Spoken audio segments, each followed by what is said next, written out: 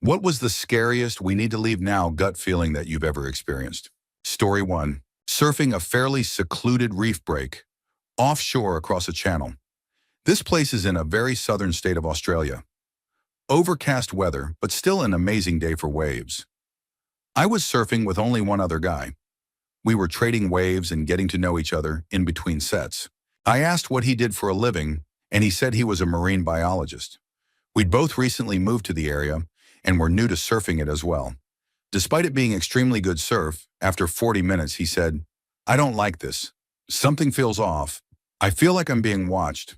Like I'm bait." I didn't want to leave, as it was excellent surf. But this guy was a marine biologist, so I took his instinct as a sign to play it safe.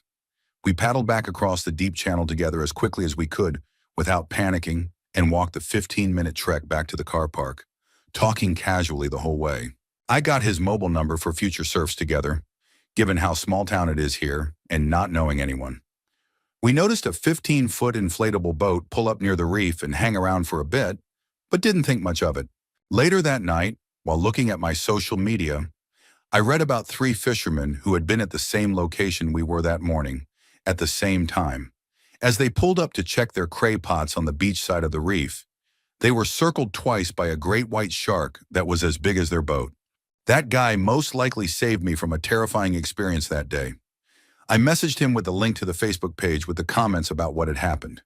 I had chills running through my body for a good 20 minutes. He was adamant that he felt the presence of something, and he was right. Story 2. Viewing a flat that didn't exist. Not my story, but one my mom told me from her 20s when she was living and working in London, UK. I'll do my best to retell it. Also, I'm dyslexic, so apologies in advance for grammar. This story always gives me the creeps when I think about it. So back in her 20s, my mom was living in London and looking to move into a slightly bigger place. She'd found a really good price for a flat slightly outside the area she was hoping for.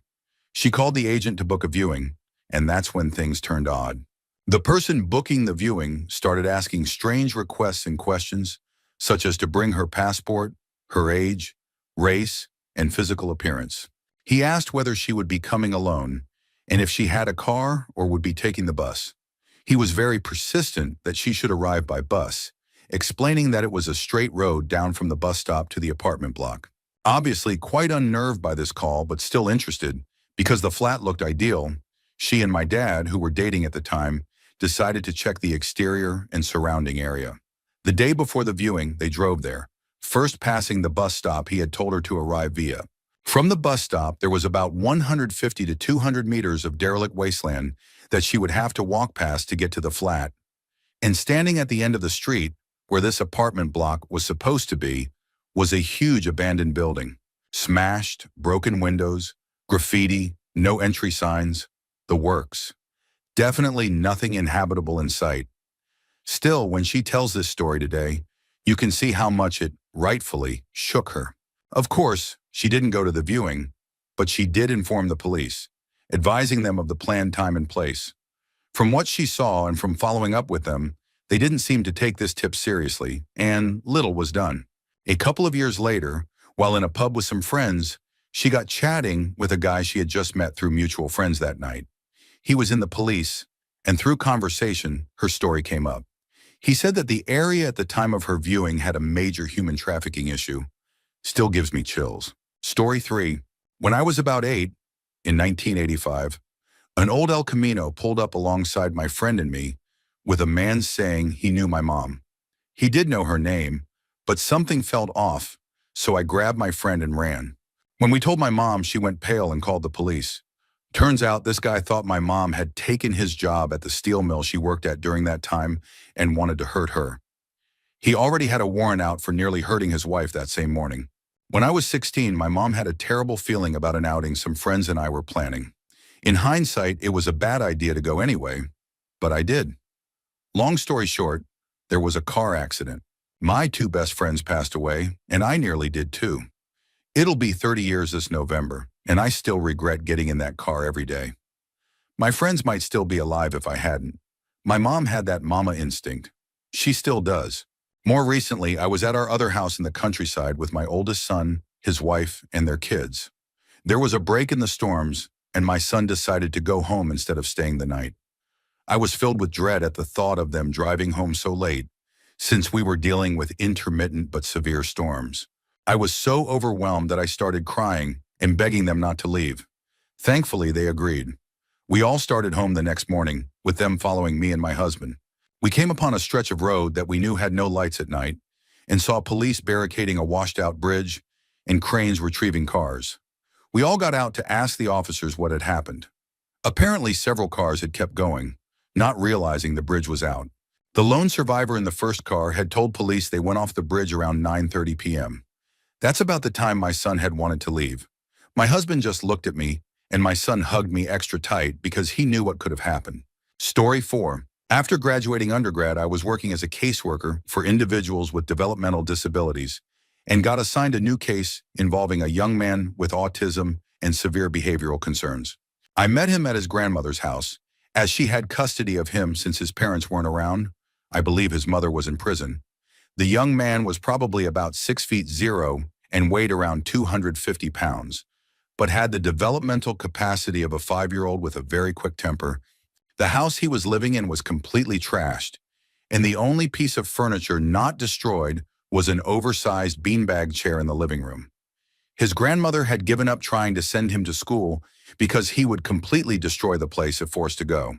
She wasn't exactly easy to deal with either, but I felt for her and wanted to help. During one of the meetings I had with them, the young man and his grandmother seemed especially tense. He was pacing around the room and hitting the walls. After about an hour of trying to make progress and realizing it just wasn't going to happen that day, which happens in this line of work, I decided to end the visit. The young man was becoming more and more agitated. His grandmother was annoyed that I'd have to come back again, but we scheduled for about a week out, and I left my business card with a reminder of the appointment. I left town to return to my home state for a few days. When I got back, I was called into my supervisor's office. Apparently, the night I left, the young man had a complete breakdown and harmed his grandmother fatally. No one noticed until he came wandering outside after a day or two, covered in blood. I probably missed it all by less than 3 hours. Story 5. My little sister and I went camping in the woods very close to our house when we were kids. We'd seen this bald man with a blue shirt and a dog walking around, which wasn't unusual for the area. People often walked there, and we'd usually say hello. But for some reason, I got this tight feeling in my chest, and my sister must have too, because we both gave each other a look. I don't know what made me do it. This was very out of character for me, but I took a photo of the back of him as he was walking away. A while later, we saw the same man again near the lake. He came over and asked about the tent we were carrying, where we'd be setting up, and if we were camping with our dad. We said yes, that we were just about to meet him. A lie. We must have had another moment of shared intuition because we walked up a fork in the path until we were out of view, then quickly jumped down a hidden path behind some bushes and waited quietly on a parallel trail. The man had watched us walk off, pretended to play with his dog until he could no longer see us, then turned around and ran up the trail after us. Thankfully, he didn't see us hidden in the bushes and continued up the path where he assumed we'd gone. We decided camping was a bad idea and went straight home. That evening, our mom showed us a post in the local residents group. It was a photo of the same bald man trying to break into someone's house. Apparently, he had been walking around trying front doors and claimed to be a repairman when confronted.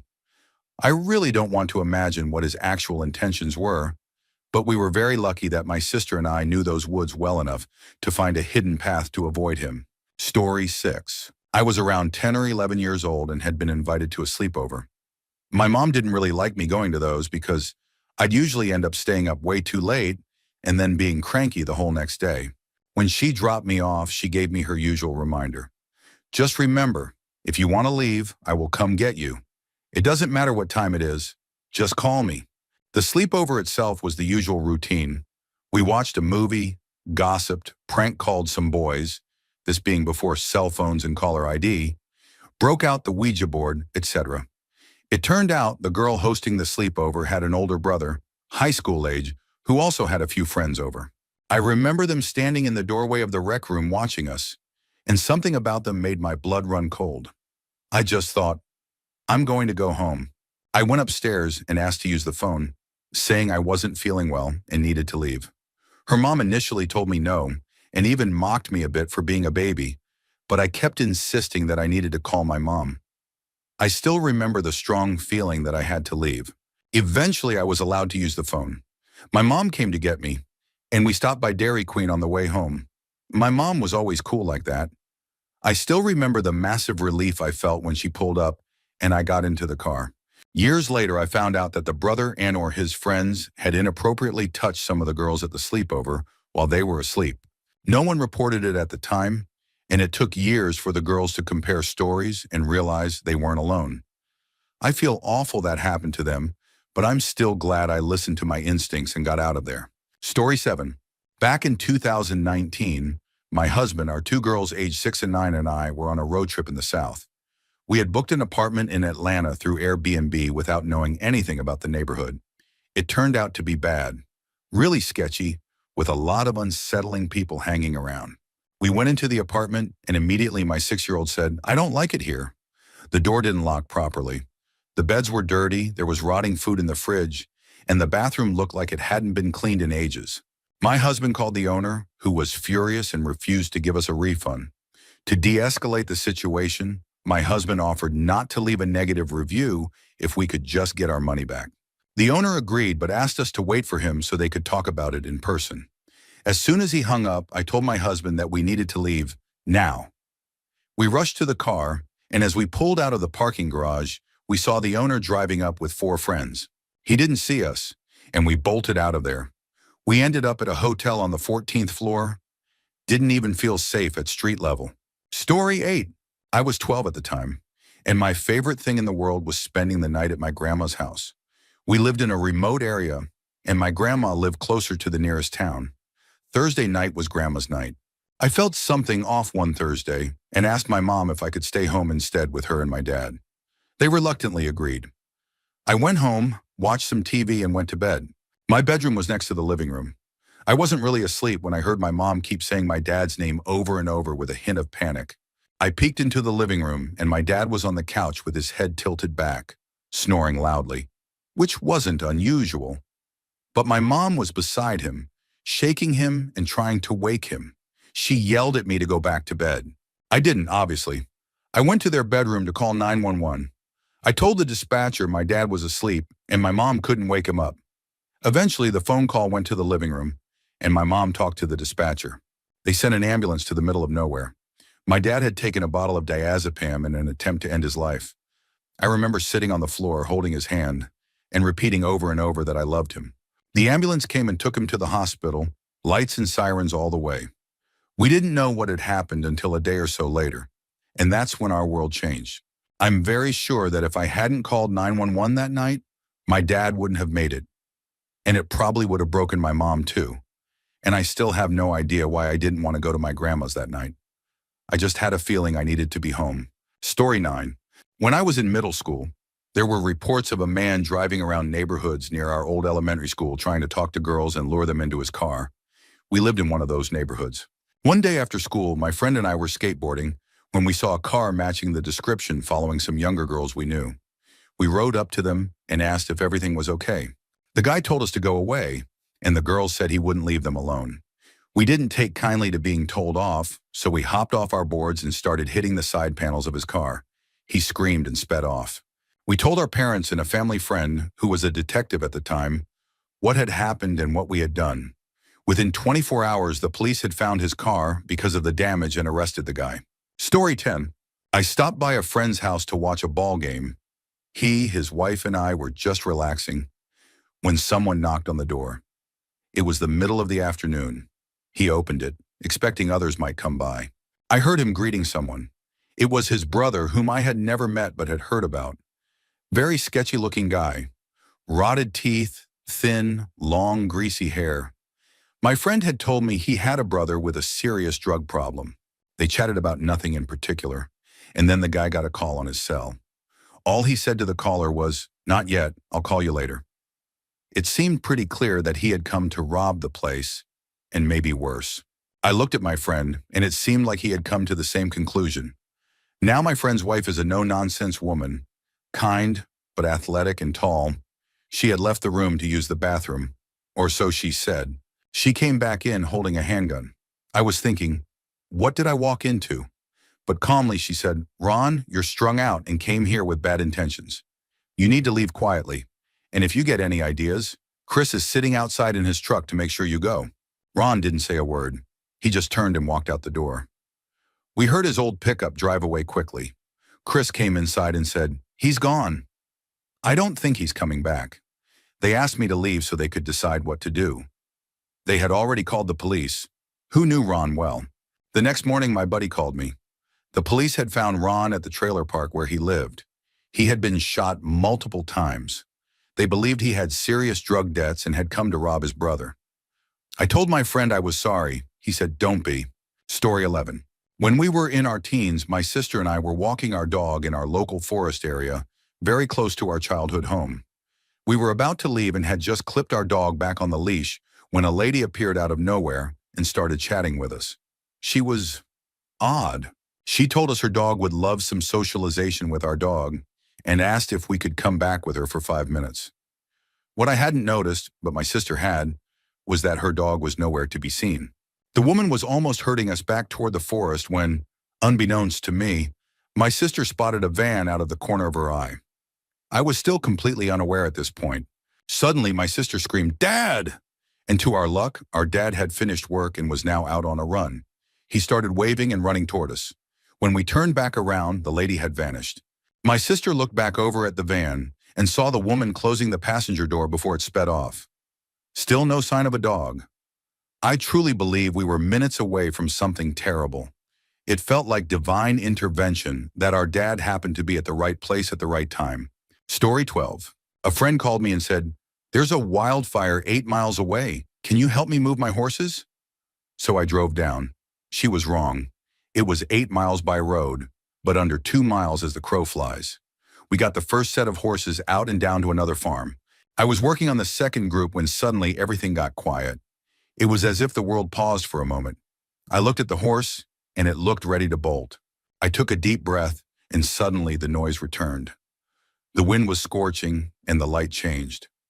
I told Sherry, the girl I was helping, we gotta go now. No time to load the horses into the trailer. They're smart enough to survive, and I let them loose. We ran to the truck, and the barn was already on fire. Then we realized the fire had passed us and was now blocking the road.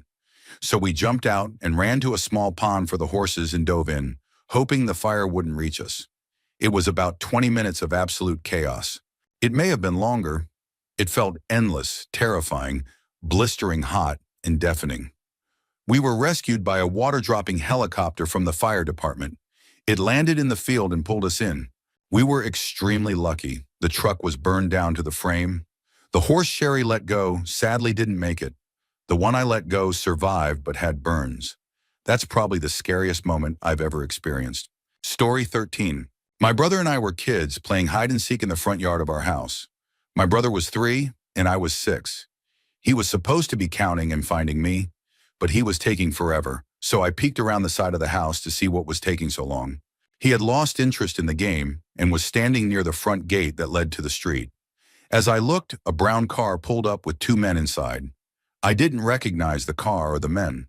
They both got out and started approaching my brother, asking him questions and moving closer. I remember feeling panicked. I had learned about stranger danger in school and knew something was very wrong. I ran around the side of the house, flew through the back door, and screamed, "Someone is trying to take Steve!" My dad didn't hesitate. He jumped up and ran through the front door. When the men saw my dad, they bolted and sped off. From that day on, we weren't allowed to play in the front yard anymore. It's one of the scariest memories I have from my childhood. Story 14. Does an "I need to go home now" feeling count? Because it wasn't me. It was my mom. I was around 12 and she left to run an errand, leaving me alone at home. Not long after she left, the doorbell rang. This was strange because we lived on a hill with only 2 neighbors, and we didn't get random visitors. Thanks to some conveniently placed picture frames, I could see outside without being seen. I looked and saw a young man I didn't recognize. He was wearing a t-shirt and jeans, and something about him just felt off. So I stayed quiet and waited for him to leave. But he didn't. He lingered and started smoking. Again, this was an isolated hill I was alone, and now I was getting nervous. I went and hid, planning to wait for my mom to come home, except she had just left and had a few errands to run. I couldn't reach the phone without being seen. As I was trying to figure out what to do, my mom came home. She ran inside and asked if I was okay. Apparently, she got a sudden urge to come home. Immediately. She hadn't even started her errands, but turned around and came straight back. She found the man still in our yard and asked him what he needed. He mumbled something vague about looking for someone, and my mom told him to leave. She said he was acting really strangely and made her feel uneasy. To this day, I have no idea what he wanted, or how my mom knew to come home. But I'm very, very thankful she did. Story 15. When I was a little boy back in the early 70s, we lived on a small hobby farm in central New Jersey. One night there was a huge storm with thunder and lightning. We were gathered in the family room when there was the loudest crack I'd ever heard in my short life, accompanied by a blinding flash of light.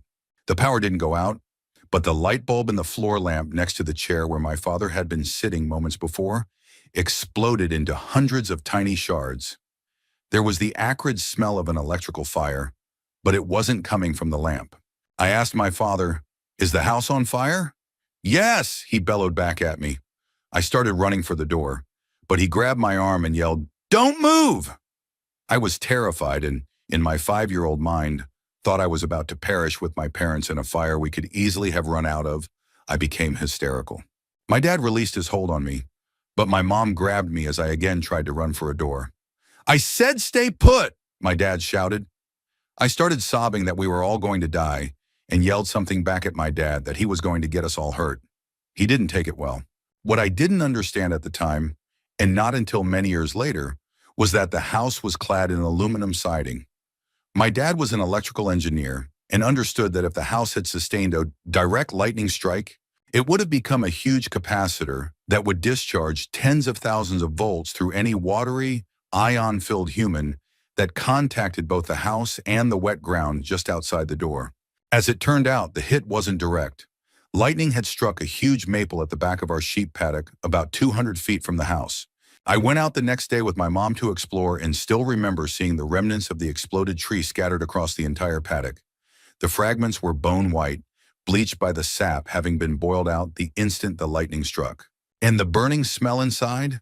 It was an electric shaver my grandmother had given my father the previous Christmas. It was charging above the bathroom sink, and of course there was no such thing as a GFCI outlet, at least nobody had them, back around 1972. Story 16. I was freshly married in my early 20s, living in Fallbrook, California. My husband, now ex, was a Marine and was at work while I was driving home from visiting family further south. In order to get into Fallbrook, you have to travel along a long, dark, and winding road called Mission Road.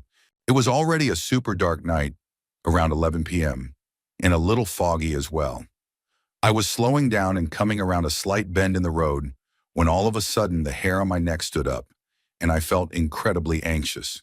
About 5 seconds later, a young woman jumped out of the brush directly ahead of me, maybe 50 feet away, on the left-hand side of the road, waving her arms in the air and gesturing frantically for me to pull over. I swerved a bit to the right, slowing down even further, but I did not stop.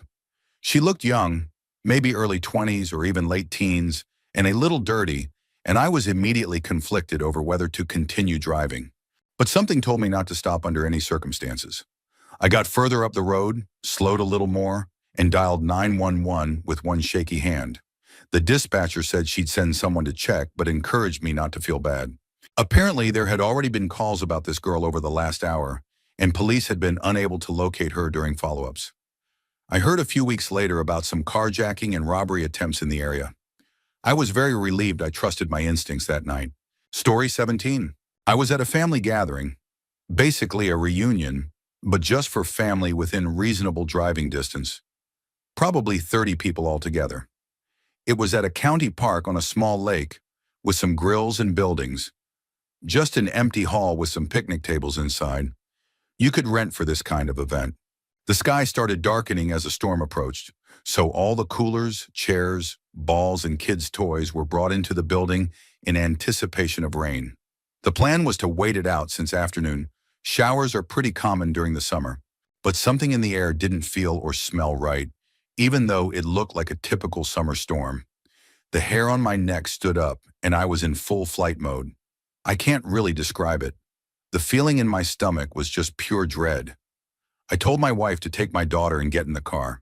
My brother-in-law took one look at my face and asked what was wrong. Apparently, I was white as a ghost. It wasn't even raining yet, and I was in a full-blown panic, yelling for everyone to leave, saying something wasn't right. No one else was that worried, mostly concerned with how I was acting. I went out to the car and was just about to turn the key when the tornado sirens went off. We weren't far from wherever those are located, or they were just stupidly loud, because it was absolutely deafening. Now the rest of the family was pouring out of the building to their cars, kids crying, and I looked across the lake, maybe a few miles in the distance, and saw a funnel cloud. We got out of there as fast as we could, as did everyone else. The building we had rented for the family barbecue was completely destroyed. Literally just a slab of concrete left and a huge amount of debris scattered all around. It had been hit dead on by an EF3. Story 18. I was a high school teenager around 13. I'm petite and looked way younger, so probably looked around 10 or 11. I was in my school uniform on my way to school when our local shopkeeper stopped me. He started talking as usual and asked what my plans were for the day. I looked down at my uniform and told him I was going to school. He asked if anything interesting was happening, and I replied, "As a matter of fact, we have a mini trip for my geography class." He then offered me a few snacks, which I declined. The reason I said no was because he was speaking to me from the back door of the shop and asked me to come to the back storeroom to collect the free snacks. I started feeling really strange, so I said I had to go and that I was getting late. He then asked me for my phone number, and I got completely freaked out and said I didn't have a phone before running off. I remember him shouting something at me, but I was too scared to listen. When I got back from school, I told my parents, and my father stormed to the shop to confront him. The man cowardly hid while the shop owner apologized. It made me wonder, if I had been a naive teenager and actually walked in for the free snacks, thinking he was being friendly, what would this grown man have done to me? Keep in mind, he looked like he was in his early 30s, and I was 13 in a school uniform, looking like a 10-year-old. I've had a few close calls as a young girl, but this one stood out the most. Story 19. I was an infantry platoon leader in Afghanistan. One night, we were on a foot patrol along the outskirts of a town where we were concerned about insurgent activity. I decided to move in closer to observe the area without worrying about the people of the town coming and going, which is always stressful. It was about 3 a.m., so everyone was asleep. It was completely silent. My interpreter carried an FM radio that he used to monitor non-secure traffic, which was how insurgents often communicated back then. We heard something in Pashto on his radio, and he very calmly turned to me and said, "Sir, they are saying the ambush is set." I immediately got on my radio and told my squad leaders to halt, and we pulled back and got out of there quickly. That was probably the most intense adrenaline rush I felt in combat. I'm convinced that interpreter saved several lives that night, and when he messaged me during the fall of Kabul asking if I could help get his family out, I contacted every person I could think of to make sure he got on a flight. He and his family now live in Seattle, where he works in IT. Story 20. About 3 weeks ago, I was blackwater diving off the coast of Boynton Beach, Florida. For those who don't know, blackwater diving involves being dropped with a light buoy to drift over hundreds of feet of water in the Gulf Stream at night.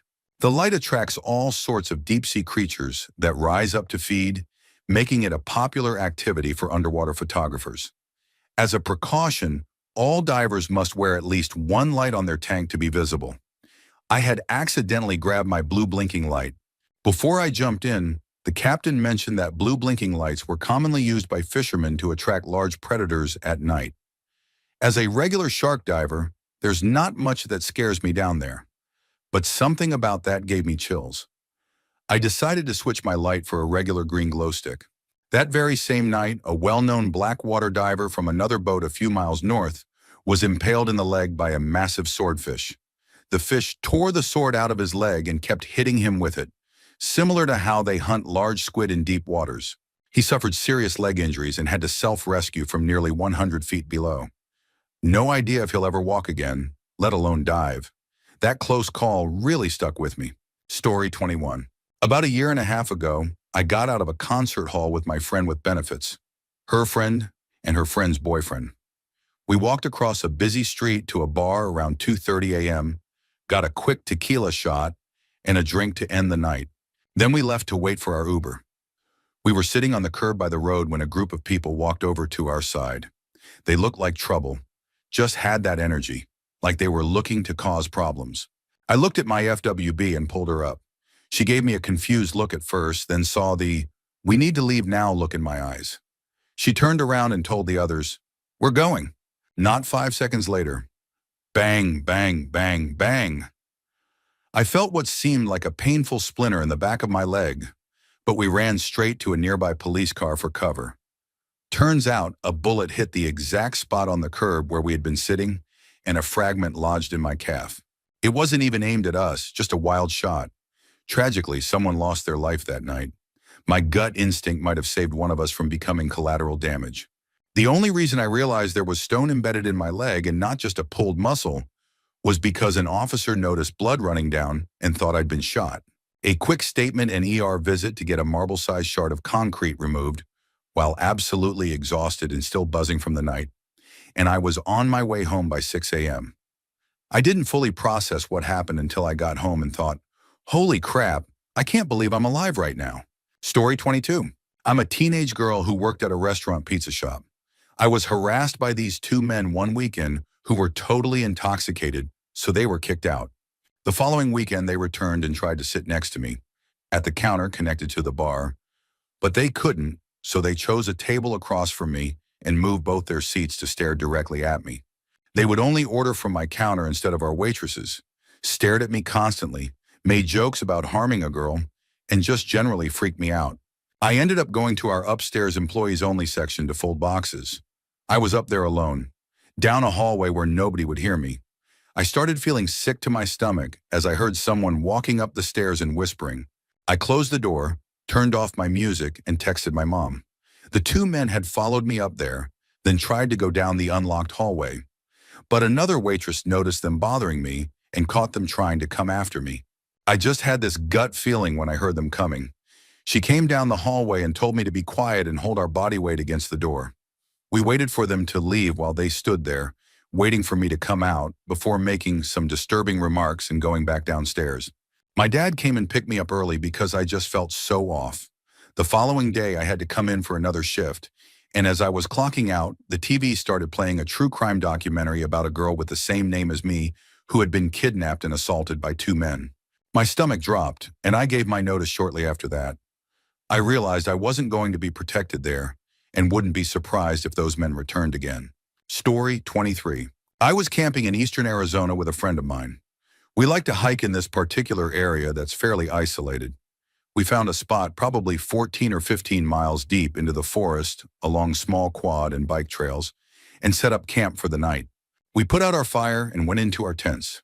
Probably about 15 minutes later, I was reading a book on my phone when I heard what I can only describe as a roar, and it sounded like it was about 50 feet away from our campsite. Never in my life have I been so terrified. I got immediate goosebumps and went into full panic mode. My friend and I both got out of our tents, looked around, but couldn't see anything because it was pitch dark, and ran straight to the car. We immediately drove off and found a motel about an hour away. I'll never forget that sound. I've seen bears in real life and listened to what a bear roar sounds like, and it was nothing like that.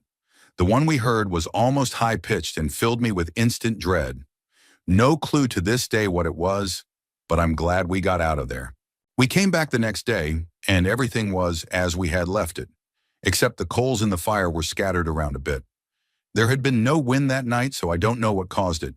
I haven't gone back to that area since, and I have no desire to. Whatever made that sound definitely didn't want us there.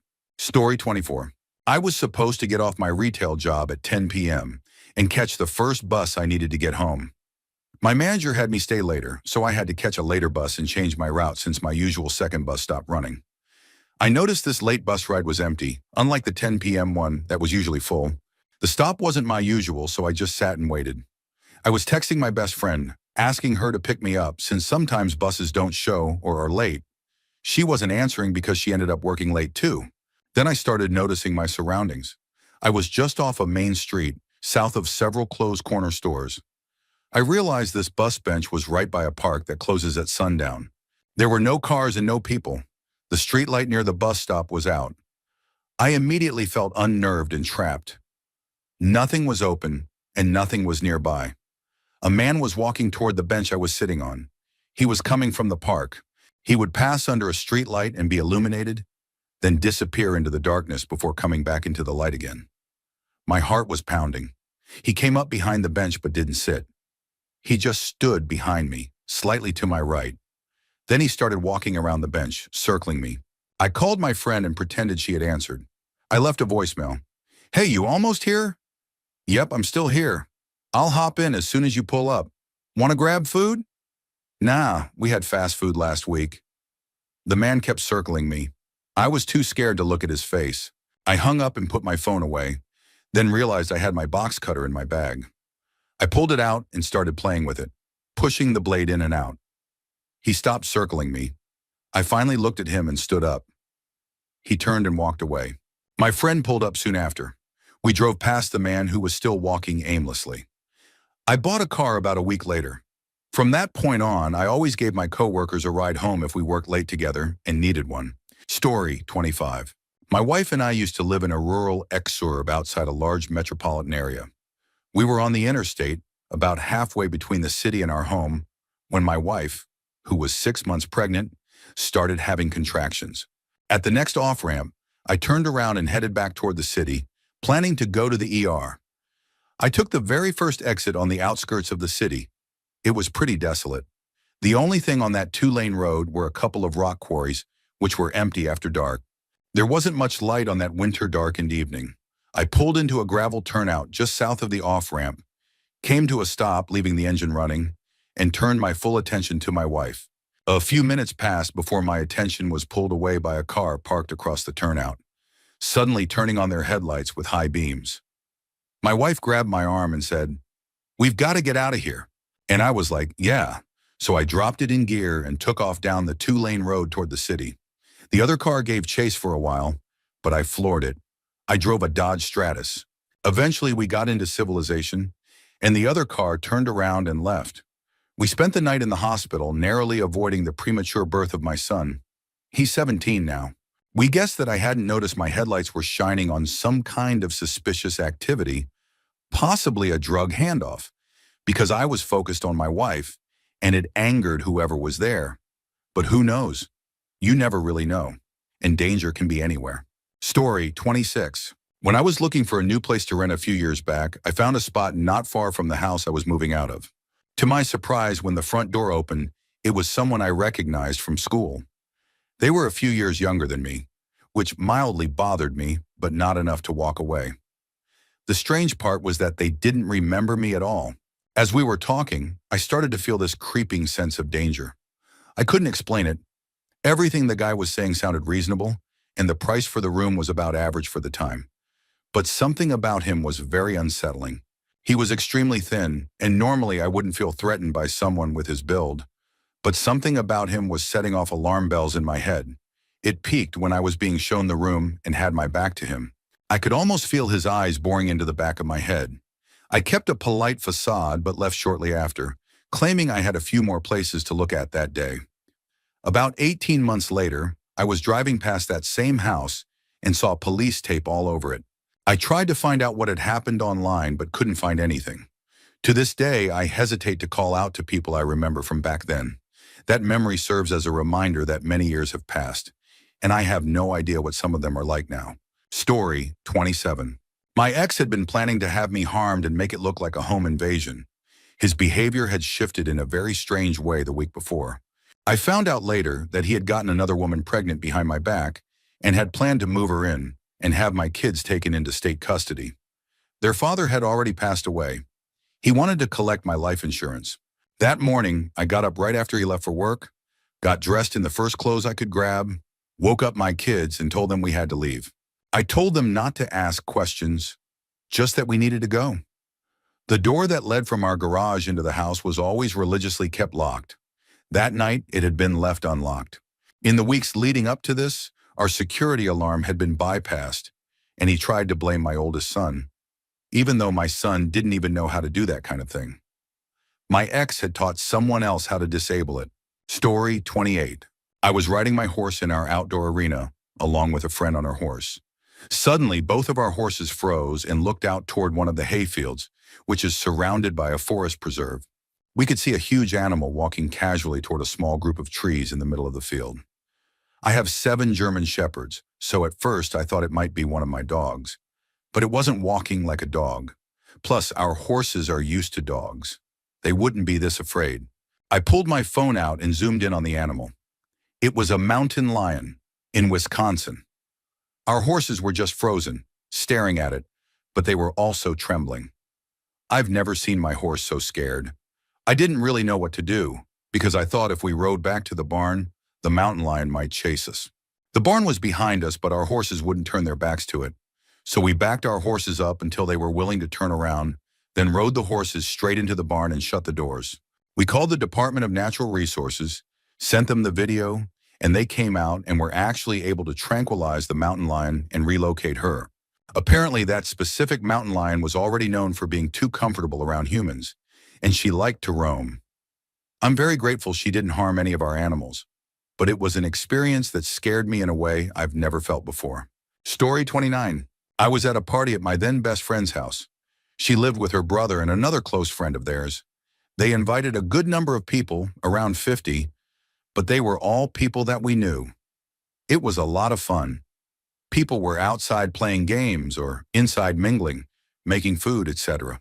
A few hours later, I came into the house after playing a few rounds of beer pong and cornhole outside. At a quick glance, I remember thinking, wow, it's packed in here. Then I realized, I don't recognize anyone in this house anymore. I walked around the house a little more, trying to find anyone I knew, and came up completely empty. I had an awful feeling that if I stayed, something bad was going to happen. I managed to find my best friend, told her I was heading home, gave her a hug, grabbed my keys from her bedroom, and walked to my car. 5 minutes into driving home, my phone started blowing up. I stupidly assumed I was being asked to make a beer run for everyone, so I ignored it, made it home, and went to bed. The next morning, my phone rang again, and I picked up this time. Turns out, right after I left, a huge group of people no one recognized had shown up and started breaking windows and throwing bottles. My best friend, her boyfriend, her brother, a 6'7", 350-pound guy, and their roommate tried to calm everyone down and ask the strangers to leave. They weren't having it. Among the group of strangers was a group of girls, I'm assuming girlfriends or acquaintances, who grabbed my best friend by the hair, dragged her into the front yard, and attacked her. Her boyfriend tried to run out to help, but the men grabbed him and tried to beat him up too. Her brother grabbed 2 of the attackers off her boyfriend and threw them into some rocks. Then 2 of the strangers pulled out weapons and began firing. One round hit her boyfriend in the head, thankfully just grazing the side. Another hit a neighboring home, and another bounced off something and hit one of the girls who was attacking my friend. Everyone inside the house ran. Then the strangers fled too, leaving my friends in the yard. My best friend had many bruises, a bald patch from her hair being pulled out, and bruised ribs. Her boyfriend was treated for the graze wound, and her brother had some scratches. Their roommate had bruises from people trying to escape in the chaos. To this day, 8 years later, we still don't know who those people were. No one ever came forward, and the police didn't have enough evidence to make any arrests. Story 30. I was a dirty punk rock kid who listened to punk rock. I went to a show in NYC in Tompkins Square Park when I was about 17 or 18. My friends and I were talking to this Eastern European punk we met. I'll call him Ivan, because I don't remember his name, but it was something along those lines. Ivan was tall, lanky, and seemed soft, like someone who was in over his head. He said he was really excited to be at an American punk rock show. He seemed innocent and too kind, trusting and friendly for a rough show like this. My friends pointed out a white supremacist skinhead and said to be careful, that the guy was dangerous. Think, a big guy covered in tattoos. Ivan overheard and said, "We don't like people like that in my country." We said we didn't either. We just wanted to stay aware of where he was and keep our distance. The band started playing, and I kept an eye on the guy. The show ended. It had been a good time overall. And as the crowd cleared out, we saw Ivan approaching the guy. That's when I got the feeling. I said, "We gotta go." But everyone else froze and didn't move. I was wrong about Ivan. He walked right up to that guy, said something, got a response, and then immediately started fighting. He brought the guy to the ground and kept going. Then he picked up a city trash can and slammed it down on him repeatedly. Passers-by said they were calling the police, and I said, "I don't think they'll be here quick enough." I physically grabbed my friends and didn't stop until we were on the train. It was a terrifying experience. Everyone else froze. I saw just how wrong I was about who the most dangerous person in that crowd actually was. I have no idea what happened to Ivan, but I'm pretty sure I know what happened to the man he confronted. Story 31. We were driving back from an impromptu family vacation. My husband and I were both driving cars. Too many people, not enough alert drivers, and I was following him. We were in the left lane passing a truck when I suddenly had an overwhelming feeling that we needed to slow way down and move over immediately. I called him and told him we needed to get over, go slower than the truck, and turn our hazard lights on. He thought I was being a little paranoid, but he's learned to trust my gut feelings, so he did it. Suddenly, we ran into a freak ice storm. The truck slid off the road, the car that had passed us on the left slid into oncoming traffic, and 3 other cars behind us proceeded to slide off the road. There was a big dip on the side of the road, and one of the cars even tipped over. We somehow came through it all unscathed and made it home safely. Another time, I was driving to work and was behind a work van with ladders on top. It wasn't particularly busy on the highway, but someone was driving fairly close behind me. I got a horrible feeling that I needed to move over right away. I changed lanes about 15 seconds before one of the ladders flew off the van. It hit the road right next to me, and the car that was behind me ran over it slightly, but luckily wasn't seriously damaged. I've had this feeling several times in my life and have even canceled entire vacations because of it. I don't know if anything would have happened on those other occasions, but I truly believe I've avoided some serious trouble thanks to it. Story 32. I was walking in Miami during the daytime with 2 friends. I was 19 at the time. It's important to note that both of them are small in stature. We were stopped by a guy who tried to ask me out for a drink. Fine, it happens. I declined, but he became very insistent.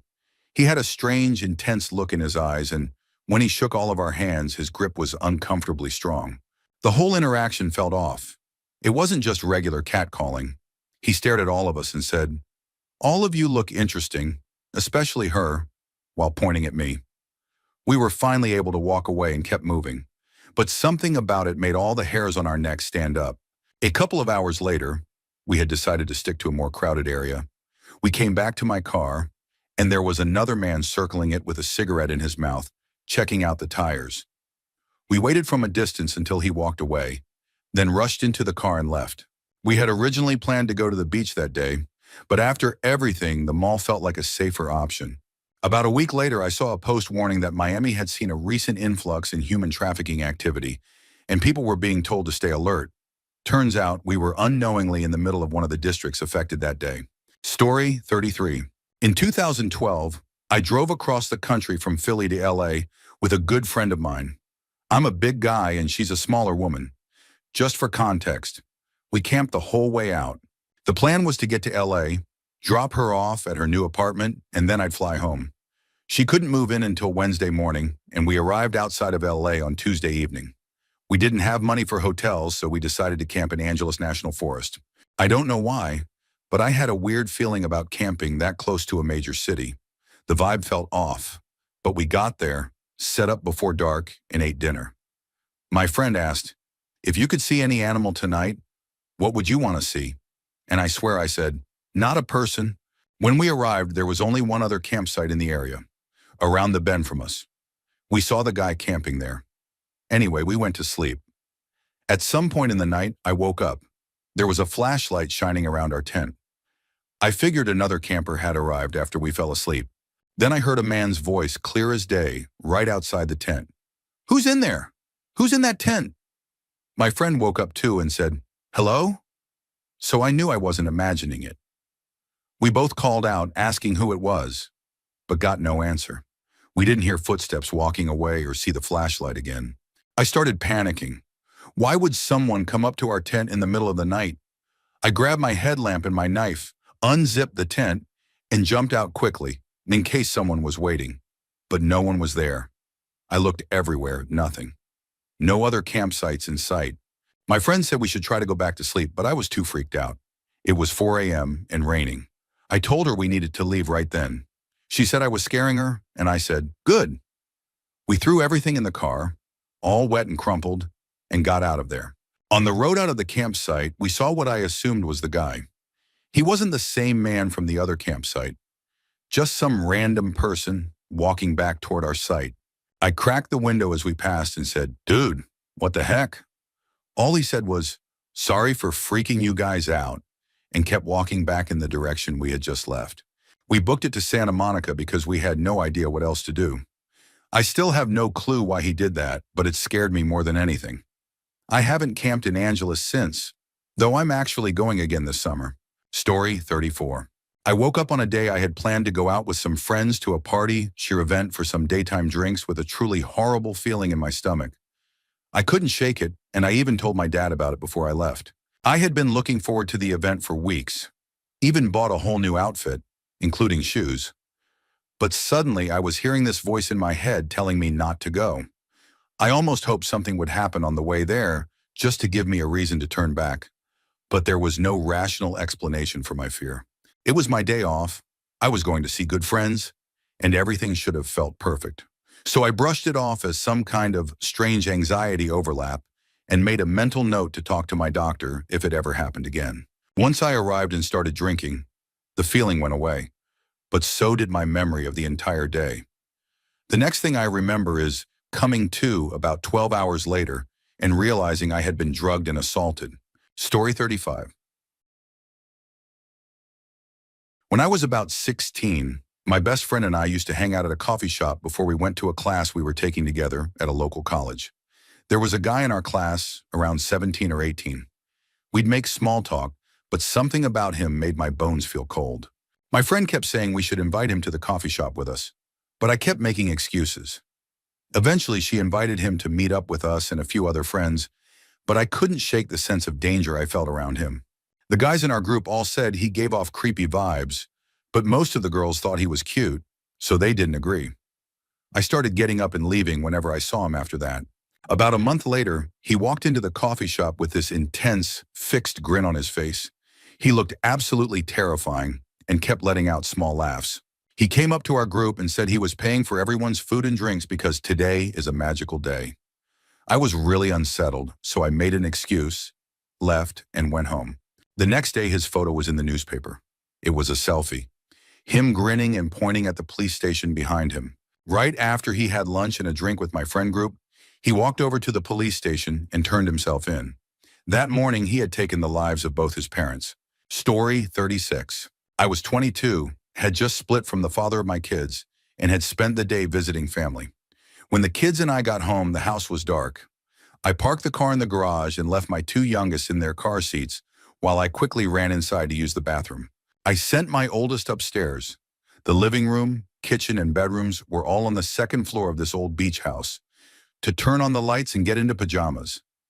As I walked through the hall downstairs, rushing to the bathroom, I sat in the dark and suddenly smelled cigarettes. All the windows were shut. I looked around, trying to figure out where the smell was coming from. I peeked around the corner and saw that the door to the yard was open, and there was a burning cigarette on the floor. That's when I knew someone was in my house. I didn't know where exactly, and I had just sent my kid upstairs into the dark alone. I ran like lightning to the stairs and shouted, "Get down here now!" The silence that followed made my blood run cold. I didn't know whether to run upstairs or back to the car to protect the other kids. After a moment, my oldest came racing downstairs and we all got into the car and locked the doors. I called the police, and within minutes, 7 police cars showed up, armed with riot gear. It turned out my ex had broken in while we were gone and left the door open. A homeless person had entered afterward. The house was completely trashed, everything damaged. My son had taken a while to come downstairs because he saw the mess and didn't know what had happened. We moved out the next day. Story 37. I've had a few experiences over the years. One that stands out was when I was in the woods with my 1-year-old, picking up pine cones. It was about 4 p.m. on a summer day, still light and warm. Suddenly, this overwhelming feeling of dread, fear, and being watched came over me. I scooped him up and ran. The next day, a local mother posted in our community Facebook group that she and her 2 young daughters had been aggressively approached by someone in the woods. That encounter haunted me. Another time, I was heavily pregnant and had attended a hen party just for the dinner portion before planning to head home. I was about to call a taxi when the bride insisted that the limo she'd rented should drop me off. I thought it would be a fun surprise for my husband to see me come home in a limo, so I agreed. The driver seemed fine, chatty and polite, but as we were heading home, he started detouring toward the docks, eventually pulling into a very sketchy-looking parking area. He didn't say a word. I immediately called my husband and very loudly told him where I was and that I'd be home in 10 minutes. The driver then made some excuse about needing to pick something up from a friend, disappeared for 5 minutes, and then drove me home. I'm convinced he had bad intentions. To this day, the regret, fear, and feeling of being completely vulnerable still linger. Ladies, we are never fully safe. Never assume you are. Story 38. My husband, child, and I live out in the middle of nowhere on a plot of land that's about 100 acres. I'd say probably 95 of those acres are wilderness, with ATV and hiking trails that we, and several previous owners, created by exploring. We use that land for camping, hiking, and hunting. We like to find a spot, clear it a bit, and camp overnight. There's so much space that we've never stayed in the same place twice. We've seen some kill sites, both old and fresh, lots of animal tracks, places where deer bed down, etc. I've even spent a lot of time hiking solo while the kid is at school and my husband is at work. Whether alone or with the family, we always carry a firearm for protection. A few weeks ago, we decided to load up our camping gear and start a new trail. We mark the trails we create with spray paint on trees. We were pretty far into the woods, having hiked for almost an hour, when the atmosphere suddenly changed. I'm not sure who noticed it first, but my husband, who was leading the 3 of us, turned around and gave me a concerned look. The birds had stopped chirping, the insects were quiet. There were no sounds around us. In the woods, complete silence is rarely a good sign. We continued on, hyper-aware of our surroundings, while our kid happily kept talking. We came to a stream that marks the midway point of our property. We stopped for a few minutes, my husband and I locked in a silent stare. We both felt something was wrong, but didn't want to scare our daughter. I finally broke the silence and said I suddenly didn't feel well and that we should head home. My husband nodded in agreement while our daughter protested. "Too bad, kiddo." We turned around and started back. After going a few hundred yards, still in that eerie silence, I looked to my right and saw someone crouched down in a ghillie suit about 150 feet off our trail. I'm positive they saw that I noticed them, but they never moved. I cleared my throat to get my husband's attention, and when he looked back, I placed my hand on the gun in the holster on my hip. That prompted him to adjust his rifle. I sped up and we hurried back home. I told my husband everything once we were inside. We called the police to report the trespasser. A report was filed, and we were told to call again if we saw anything else. A few days later, my husband and I went out alone and set up a bunch of deer cams. We stayed away from the woods for about a week. Then we went back out to retrieve the footage. Out of the 9 cams we placed, we captured a person in a ghillie suit in 2 images. We handed copies over to the police to add to our report. We haven't gone back out since, except to check the deer cams. Nothing else has shown up.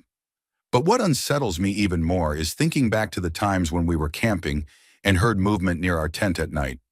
We always assumed it was curious animals. Now, I'm not so sure. Story 39.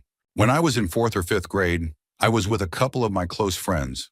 One of them lived near a cemetery, about a 5-minute walk from her house. It was a big cemetery, and we liked walking around in it.